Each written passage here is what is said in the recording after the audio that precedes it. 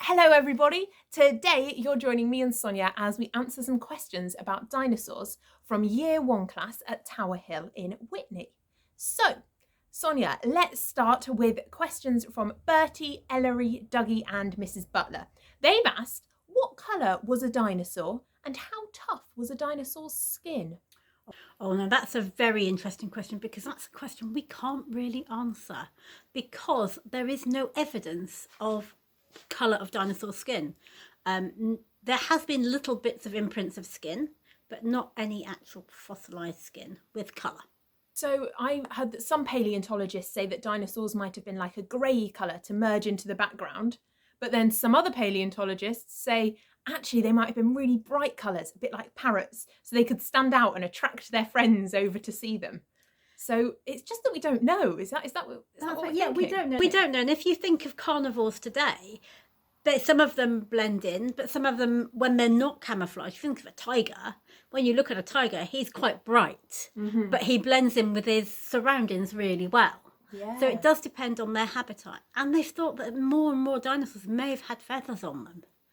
So our knowledge of dinosaurs is changing all the time. Oh, okay. So thinking a bit more about their appearance, Harry's asked, what were dinosaurs' teeth like? Depending on the type of dinosaur. If you were a carnivore, your teeth were generally quite large and sharp. I've got a little replica here of a megalosaur tooth. So a megalosaur was a dinosaur that was found in Oxfordshire. He's a little bit like a T-Rex. So this was his tooth. And I've also got a replica of an ichthyosaur's jaw. So an ichthyosaur isn't officially a dinosaur, it's more of a marine reptile, but it is one of the first ones that were discovered. And it was discovered by Mary Anning. And lots of people have heard more and more about Mary Anning, as she was very important in finding out about dinosaurs. But lovely sharp teeth to tear meat. So if you wanted to know what they were like, if you use your tongue and you feel these pointy teeth at the front of your mouth, they're what a carnivore would have. Whereas a herbivore tended to have flatter teeth. So if you use your tongue and you feel your teeth at the back, they're flatter and they were used for grinding the plants together. Okay, so we've now got a question from Ebony and she's asked, what did a dinosaur smell like? That's another good question, but we can't answer because we don't know. We haven't got any live dinosaurs, so we can't smell them. I suppose their breath might have smelt quite bad as they didn't really have a toothbrush like we do today. And if they're eating meat, they might have had bits of rotten meat in their mouth. Am I right in thinking? Quite possibly, yes. Ugh. Okay, and then moving on, Nathan has asked, why did dinosaurs have spikes? And I've got a dinosaur here, well, not a real one, a little dinosaur here with the spikes on their back. So why might they have had spikes, Sonja? Spikes are another interesting thing that we're not 100% sure why spikes are there. There's various reasons why spikes might be beneficial to a dinosaur. Certainly if it's got spikes on the end of its tail, it could be used as a weapon because they could swing the tail and the spikes could hit their enemy off them. The same with if you were like a triceratops with spikes on the head. The other really interesting thing about spikes, the spikes are very bony. So if another dinosaur bit into your spike, it wouldn't taste very nice. And it might put the dinosaur off eating you. That's quite good, really. Quite a useful skill in a spike. Elsie has then asked Sonja, how long was the neck of a brachiosaurus? I found some measurements here, but you might have to correct me if I'm wrong. So a brachiosaurus was around 25 metres long in length. And it weighed about 40 tonnes. So that's nearly the weight of a big lorry, isn't it? A big lorry that you might see on the roads. And its neck could reach up to 9 metres high. So its neck was almost a third of its body length. So I'm guessing with its neck and its tail were all, each a good third of its body length, and then it had its body in between. So neck and tail should be similar length to help balance. Yeah, but I also know that a diplodocus is thought to be the longest dinosaur, isn't it? Because it had over 80 vertebrae in its spine. So can you tell me what a vertebrae is? A vertebrae goes down, everybody has a vertebrae. They go down from the top of your neck to your bottom. We've got a vertebrae here. This is a dinosaur vertebrae. possibly from a cetuosaur, which again is very similar to a brontosaurus or a diplodocus. It's the same type of dinosaur. And theirs would have gone from the top of their head right down to the tip of their tail. So they would have had a lot of vertebrae. But look at the size of that vertebrae. It's almost the size of my hand. Your vertebrae would be about that sort of size. Now, the next question is from Max, and he's asked about a T-Rex. He said, why did a T-Rex have such a long tail?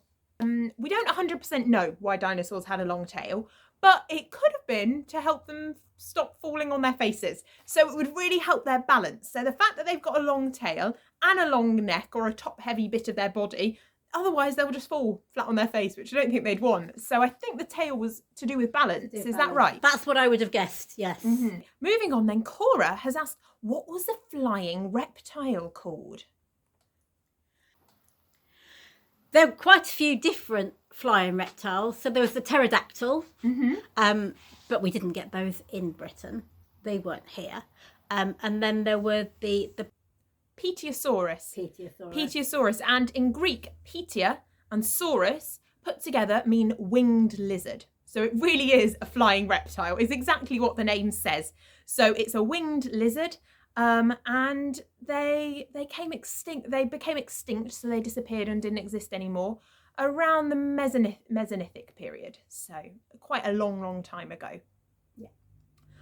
Mason has asked, were some dinosaurs like sharks? There were sharks around. Again, they're not classed as dinosaurs, but they were around when dinosaurs were around. And sharks' teeth are very commonly found where there's evidence of dinosaurs. So sharks were swimming around in the ancient seas about 150 million years ago. So before even the first dinosaur was really walking around, sharks have been there.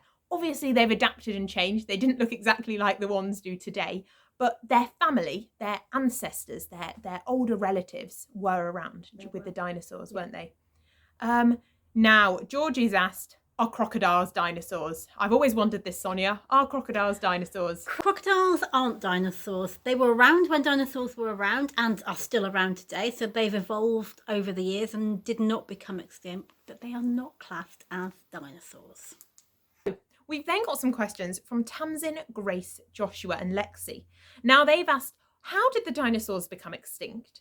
Why did the dinosaurs disappear? Joshua's then asked, when did the asteroid hit the Earth?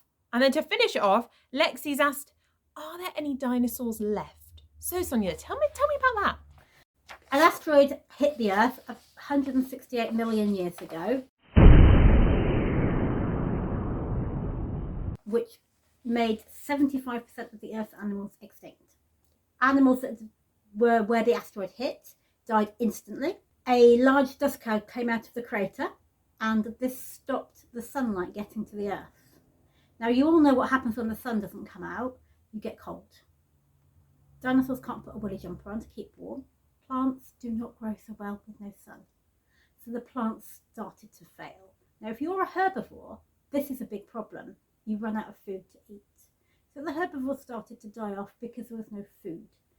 To start with, if you're a carnivore, not a problem, easy to catch ill herbivores. But then they had to start eating each other. And a carnivore attacking a carnivore was dangerous. So there were lots of injured dinosaurs around. But then suddenly there was no food at all left and the dinosaurs died out. So how do then we know about the dinosaurs, Sonja?